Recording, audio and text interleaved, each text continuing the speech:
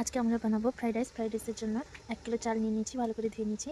এখানে জল গরম হয়ে গেছে, এবং সাদা তেল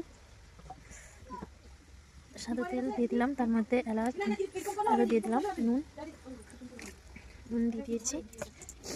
জল গরম হয়ে গেছে, চাল দিয়ে দিব।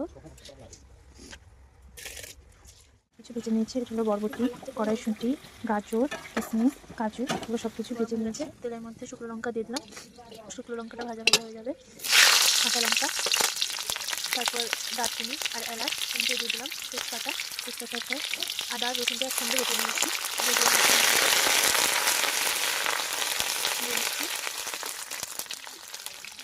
নেওয়ার পরে ভাতটাকে দিয়ে দেবো।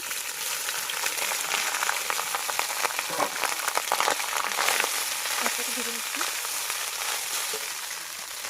ভাজা করে একে একে সব ভাজা করে দিচ্ছি। কড়াইশুঁটি, মটরশুঁটি, গাজর, কাজু, কিশমিশ সব দিয়ে দিচ্ছি।